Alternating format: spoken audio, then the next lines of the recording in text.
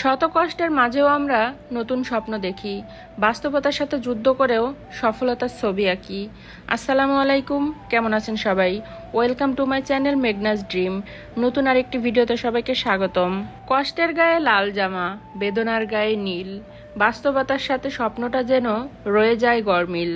শত কষ্টের মাঝেও আমরা নতুন স্বপ্ন দেখি, বাস্তবতার সাথে যুদ্ধ করেও সফলতার ছবি আঁকি।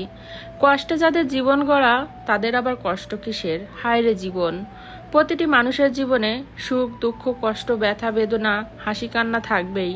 এই সব কিছু নিয়েই মানুষের জীবন গড়া। কষ্ট না থাকলে যেমন সুখটাকে উপভোগ করা যায় না, তেমনি সুখ না থাকলেও কষ্টটাকে নির্বাচন করা যেত না। আমার জন্ম একটা মধ্যবিত্ত পরিবারে। গ্রামের ছেলে আমি।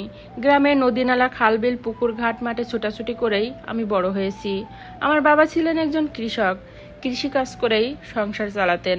অনেক কষ্ট করেই পড়াশোনাটা চালিয়ে নিয়ে গিয়েছিলাম। যেহেতু বাবা কৃষিকাজ করে আমাদের ভাই বোনদের পড়াশোনার খরচ চালাতে খুবই কষ্ট হতো বাবার। কিছুদিন পর বাবা নামের বটগাছটা আমাদের সবাইকে কাঁদিয়ে আল্লাহর ডাকে সাড়া দিয়ে পরলোক গমন করেন। হারিয়ে ফেলেছি বাবা নামের প্রিয় মানুষটাকে, যে সবসময় আমাদের ছায়া দিয়ে আগলে রেখেছিলেন। বাবাকে অনেক মিস করি। এখন ইচ্ছে করলেও বাবা বলে ডেকে জড়িয়ে ধরতে পারি না। বাবা হারানোর কষ্ট যে যন্ত্রণার, বাবা তোমার জন্য অনেক অনেক দোয়া রইল, আল্লাহ যেন তোমাকে জান্নাত নসিব করে। বাবাকে হারিয়ে আমি প্রায় স্তব্ধ হয়ে যাই। কোনো কিছুতেই মন বসছিল না। তখন পারিবারিকভাবে সিদ্ধান্ত নেয় আমাকে বিয়ে দিবে। তাদের কথা রাখতে গিয়ে আমাকে বিবাহ করতে হয়, কারণ আমি বেকার ছেলে। এই মুহূর্তে বিয়ে করাটাও ঠিক ছিল না। ভেবেছিলাম আগে নিজেকে প্রতিষ্ঠিত করব, তারপর বিয়ে করব। কিন্তু পরিবারের সিদ্ধান্তকে মূল্যায়ন করতে গিয়ে আমাকে বিয়ে করতে হলো। বিয়ের পর 2, 4, 6 মাস ভালোই গেছিল, কিন্তু আমার মনের দিক থেকে একটা অস্থিরতা কাজ করছে। বিয়ের পর ভবিষ্যৎ নিয়ে টেনশন আরও বেড়ে গেছে। বিয়ের 6 মাস পর শুরু হয় জীবনের সাথে যুদ্ধ। শুরু হয় সংসারে অশান্তি। বলা হয় আমি বেকার, আমার ইনকাম নেই। ছোট ভাই মাটি কাটার কাজ করত। আমি মাটি কাটার কাজ করতে পারতাম না। সংসারে বাজার করার টাকা নেই। মা বকাবকি করত। আমাকে 2 দিন না খেয়েও থাকতে হয়েছে। শুধুমাত্র পানি খেয়েছিলাম, বাড়িতেও আসেনি। আমার জন্য শুধু ভাত রান্না করে রাখতো। তরকারি নেই, কারণ আমার ইনকাম নেই। আমার স্ত্রীকেও বলতো, তোমার জামাইয়ের ইনকাম নেই, খাইবা কি? শুধু ভাত খাইলে পারো, তরকারি ছাড়া। তখন আমার স্ত্রী রাগ করে খাওয়া দাওয়া না করে গিয়ে বিছানায় শুয়ে থাকতো। আমার কাছে কোনো অভিযোগ করতো না। বেকার ছেলের জীবনে এটা আমার জন্য বড় শিক্ষা। আমার স্ত্রী প্রেগনেন্ট। ডেলিভারির 1 মাস আগে আমার ফ্যামিলি আমাকে বলে দেয় আমার স্ত্রী দেখাশোনা করতে কেউ পারবে না। আমি তাদের কথা শুনে বাধ্য হয়েই আমার স্ত্রীকে ওর বাবার বাড়িতে পাঠিয়ে দেই। 1 মাস পর ডেলিভারির ব্যথা যখন 15 ঘন্টা পার হয়, তখন আমাকে ফোন করে বলে যাওয়ার জন্য। রমজান মাস ছিল। ইফতারের সময় গ্রামের পল্লী ডাক্তার নিয়ে যাই আমার সাথে করে। আমার কাছে শুধুমাত্র 300 টাকা ছিল তখন। ডাক্তার দেখে 3-4টা ইঞ্জেকশন করে পরে চলে যায়। ডাক্তার চলে যাওয়ার 30 মিনিট পর ডেলিভারি হয়। ফুটফুটে ছেলে সন্তান হয়েছিল আমার। আমার শিশু সন্তানটি 2 বার কান্না করে পরে চিরদিনের জন্য স্তব্ধ হয়ে যায়। আমার স্ত্রীর বড় ভাই তাড়াতাড়ি করে বাবুটাকে হসপিটালে নিয়ে যায়। ডাক্তার দেখে তাকে মৃত ঘোষণা করে। আমি শোনার পর আকাশ বাতাস ভারী হয়ে আসছিল। আমি চিৎকার করে অনেক কান্না করছিলাম। একজন বাবার জন্য এর চেয়ে কষ্ট আর কি হতে পারে বলেন? আজ যদি আমার টাকা থাকতো, ডেলিভারি ব্যথা ওঠার সাথে সাথে যদি হসপিটালে নিয়ে যেতে পারতাম, তাহলে আমার ফুটফুটে নিষ্পাপ শিশুটা বেঁচে যেত। পরম ভালোবাসায় অশ্রুসিক্ত অবস্থায় নিজের বুকের ধন আমার মানিকটাকে ওই জায়গায় দাফন করে বুকের ভিতরের কষ্টটাকে বিশাল আকারের পাথর চাপা দিয়ে ওই দিনই আমার স্ত্রীকে তার বাবার বাড়িতে রেখে আমি চলে আসি আমার বাড়িতে। 3 মাস পরে স্ত্রীকে আমাদের বাড়িতে নিয়ে আসি।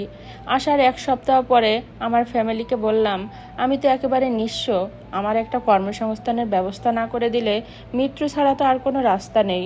তোমরা আমাকে একটা সিএনজি কিনে দাও, নতুবা বিদেশে পাঠিয়ে দাও। পরিবারের কঠিন মানুষগুলো কোনোটাতেই রাজি হলো না। আমাকে 10 কেজি চাউল, 2 মণ ধান ধরিয়ে দিয়েই সেপারেট করে দিল। তখনও কান্না করেছিলাম, কিন্তু শুনেনি ফ্যামিলির কেউ। আমি বলেছিলাম, আমি তোমাদের সাথে থাকতে চাই, আমাকে আলাদা করে দিও না। কেউ আমার কথা শুনলো না।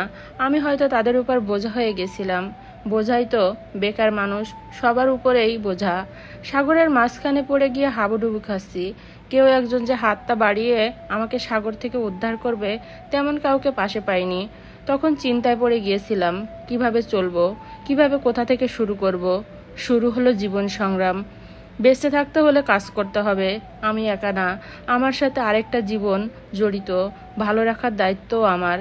শুরু করে দিলাম টাকার বিনিময়ে শ্রম বিক্রি। কাজ করতে লাগলাম অন্যের জমিতে কৃষিকাজ, তার পাশাপাশি ভাগে পাওয়া আমার 21 শতক জমিতে ধান রোপণ করি। এভাবে 1 বছর খেয়ে দে সমান সমান। ভাবলাম এইভাবে আমি কখনো এগোতে পারবো না, আমাকে অন্য কিছু ভাবতে হবে।